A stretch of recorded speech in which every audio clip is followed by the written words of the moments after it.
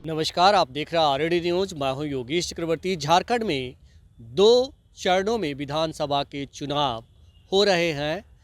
आज दूसरे और अंतिम चरण के प्रचार का शोर थम गया और 20 तारीख को 38 विधानसभा क्षेत्रों के लिए वोट डाले जाने हैं। और इससे पहले तमाम राजनीतिक दलों के अपने अपने दावे हैं। क्या कुछ होगा झारखंड में, ये तो 23 नवंबर को पता चलेगा। लेकिन कहा जा रहा है कि जिन 38 सीटों पर दूसरे चरण और अंतिम चरण में चुनाव होने हैं, उनमें 18 सीटें बेहद ही महत्वपूर्ण हैं, क्योंकि ये मूलतः मूल नागरिक यानी कि आदिवासी बहुल इलाके हैं, विधानसभा क्षेत्र है। और यहाँ जेएमएम के तरफ एक तरफा वोटिंग होती रही है। संताल परगना को जीतने के लिए इस बार बीजेपी ने एड़ी चोटी का जोर लगा दिया है। हालांकि पिछले बार भी बीजेपी ने ऐसी ही कोशिश की थी, लेकिन महज 4 सीट मिले थे।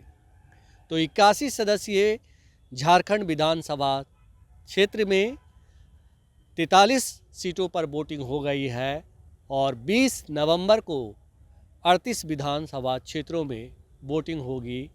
क्या कुछ कहता है वहाँ का समीकरण, समझते हैं सीनियर जर्नलिस्ट अरुण पांडे जी से। सर, कैसे देख रहे हैं आप? देखिए, इस बार बिहार से बटा राज्य है झारखंड। जी 2000 में 15 नवंबर 2000 को बिहार से बटकर झारखंड बना था और आदिवासियों के उत्थान, उनके मुद्दे को लेकर के झारखंड बना। जंगल और ज़मीन वहाँ एक बड़ा प्रमुख मुद्दा है, इसलिए कि 26% आदिवासियों की आबादी है वहाँ। और ये वही प्रदेश है जहाँ बिहार में रहते हुए वन, खनिज, खान संपदा से धनी राज्य है। बिहार जब साथ था तो समझिए कि वहाँ कोयला सेस से एक बड़ी राशि आती थी। बिहार का तो काम चल रहा था, बिहार तो बढ़िया चल रहा था उस हिसाब से, लेकिन जिस क्षेत्र से संसाधन था उस क्षेत्र से वो उस हिसाब से आर्थिक प्रगति नहीं हो रही थी। अब बंटने के बाद जो उसकी पृष्ठभूमि की चर्चा की बजाय अब तो अभी 2 चरणों में चुनाव वहाँ होने हैं। अभी 81 सदस्यों वाली विधानसभा के लिए आपने ठीक ही कहा।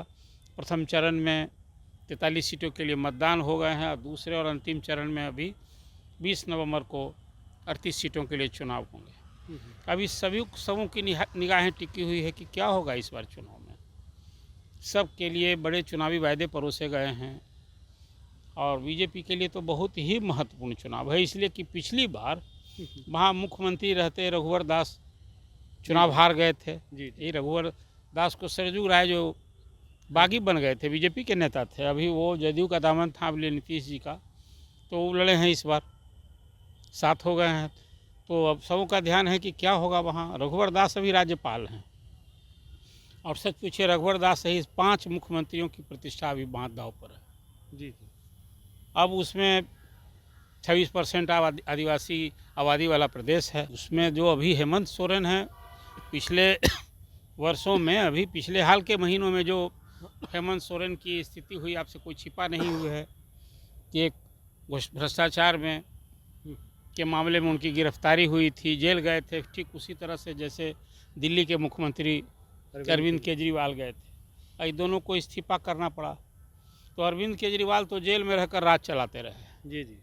उन्होंने इस्तीफा नहीं दिया। तो बाद में जो कोई घटनाक्रम हुआ, कुछ इस ढंग से कोर्ट ने बांध दिया कि अब उनके लिए कोई इस्तीफा देने के अलावा कोई अब चारा नहीं बचा था।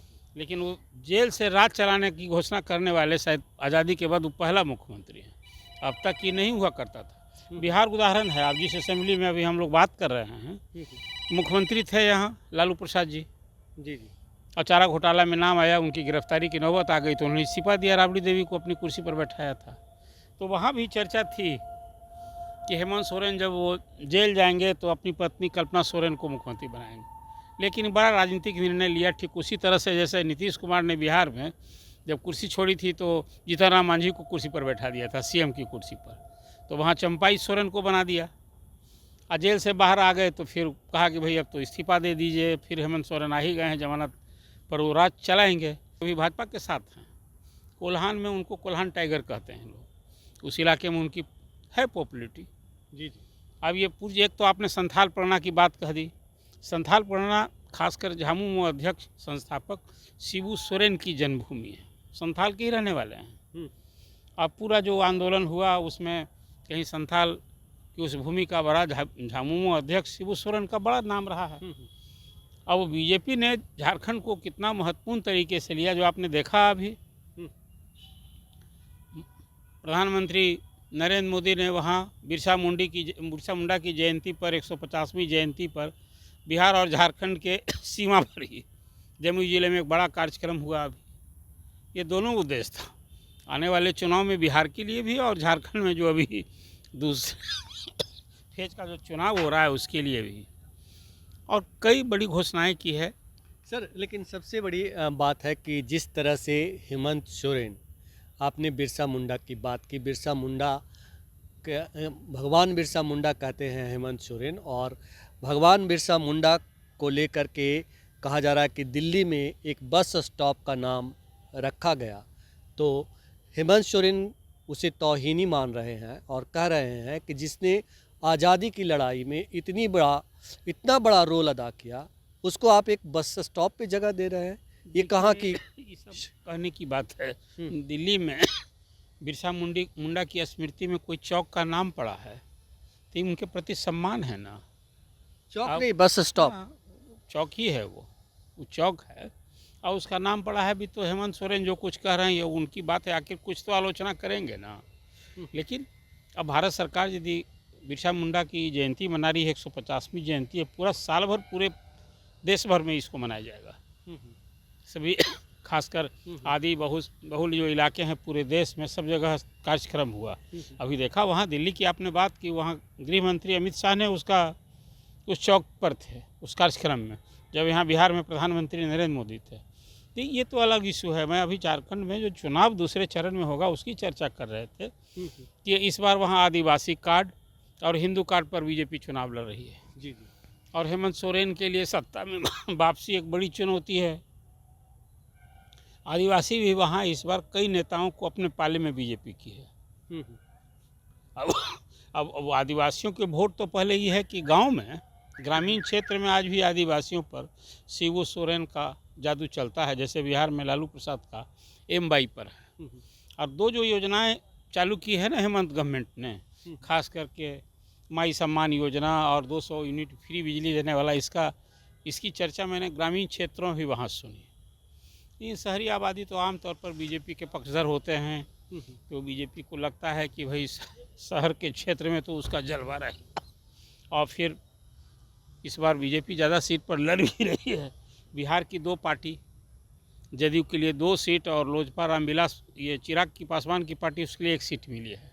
उसी तरह से यहाँ लालू जी भी 6 सीट की दावेदारी से लड़ रहे हैं। लालू जी गए थे भी जी, तेजस्वी भी गए थे। तो बिहार के भी नेताओं की प्रतिष्ठा वहाँ दाव पर है कि लालू जी भी गए वहाँ, नीतीश जी नहीं गए। नीतीश जी की 2 सीट थी, तो अब वहाँ सरजू राय भले ही इधर आ गए, लेकिन वो जदयू के चुनाव चिन्ह पर नहीं लड़ रहे थे। राज्य पार्टी ने है जदयू, तो वो चुनाव चिन्ह इनका मिला नहीं, यहाँ जो चुनाव चिन्ह है उनका। तो कुल मिला जुला कर की स्थिति है, सबों की निगाहें हैं और ये लोग देख रहे हैं कि जिस तरह से फर्स्ट फेज में बम्पर वोटिंग हुई है, अब दूसरे चरण की चुनाव हुई है, आपका अनुमान क्या कहता है कि फर्स्ट चरण की जो बम्पर वोटिंग हुई, जनता बड़े पैमाने पर बाहर निकली, वो हेमंत सोरेन के पक्ष में निकली या फिर बीजेपी के पक्ष? देखिए, ये कई चुनावों का जो अनुभव रहा है ना, इसके दोनों परिणाम देखने को मिले हैं। अब 65% की वोटिंग हुई है। अभी बदलाव के हिमायती लोगों ने बढ़ चढ़ कर वोट दिया कि हेमंत सोरेन की लोकप्रियता काम आई है।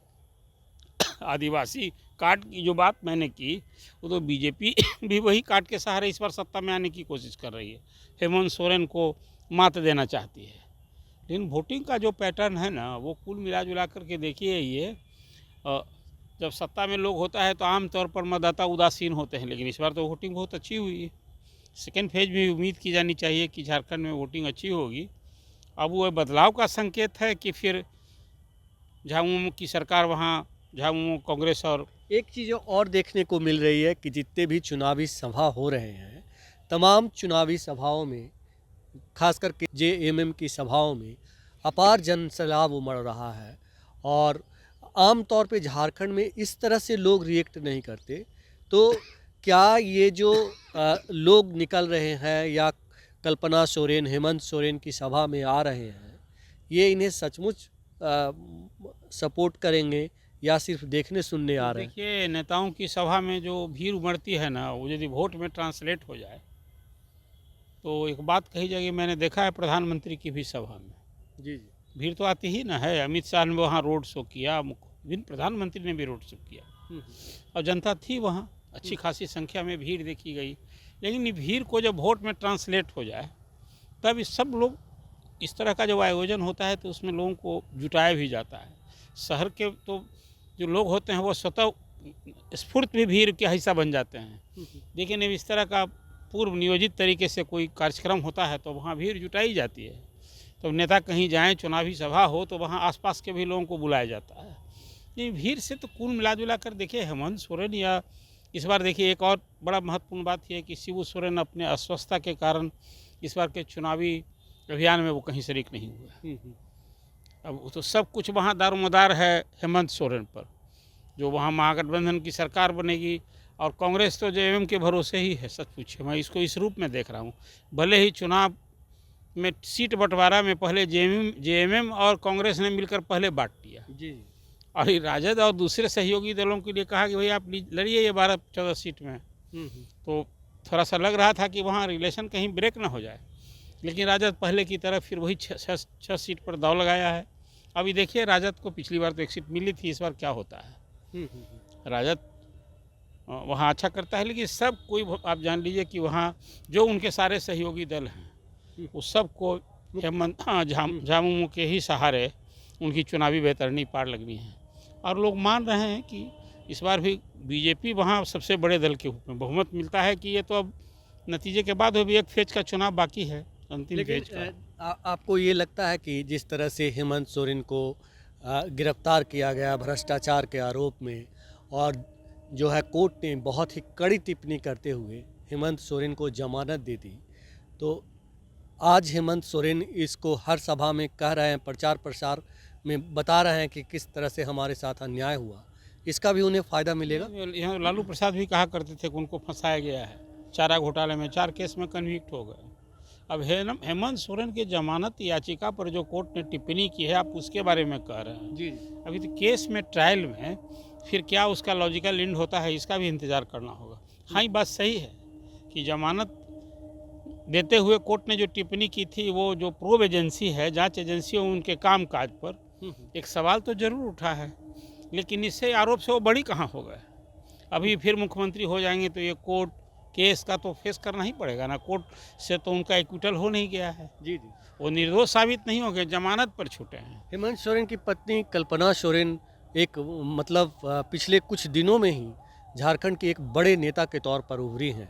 तो आपको लगता है कि अगर जेएमएम और गठबंधन, महागठबंधन सत्ता में या बहुमत मिलता है तो कल्पना सोरेन पे विचार करेगा जेएमएम? पावर सेंटर तो बन ही न गए। हेमंत सोरेन के बाद जब जेल में गए और जिस तरह से कल्पना एक्टिव हो गई थी वहाँ, तो अभी तो नया पावर सेंटर वही कारण न था कि कल्पना सोरेन जिस ढंग से प्रचार कर रही थी, तो जम्पई सोरेन को लगता था कि जो प्रशासनिक महकमा है ना, उनको कम तवज्जो दे रहा है।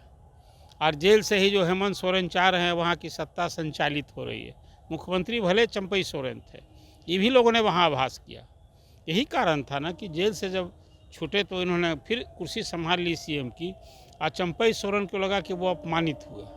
लेकिन ये भी खबरें हैं कि चंपई सोरेन जो है अंदर खाने मिल चुके थे बीजेपी से और सत्ता परिवर्तन की पूरी डील फाइनल हो गई थी। अब देखिए, चंपई सोरेन तो आ गए बीजेपी के साथ।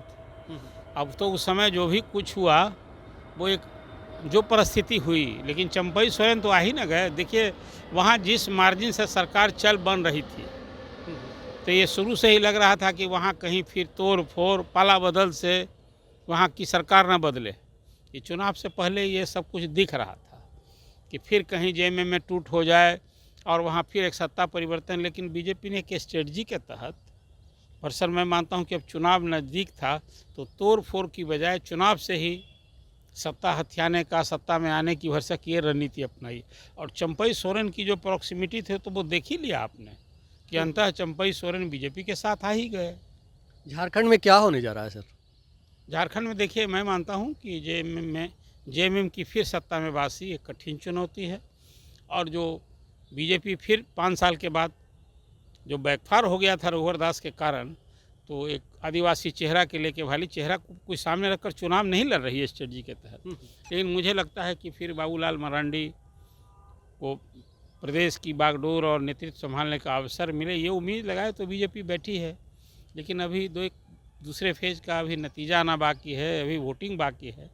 तो अभी कुछ इस तरह का कयास लगाना, अटकलबाजी करना, मुझे लगता है कि समय से पहले कुछ कहना मुनासिब नहीं होगा।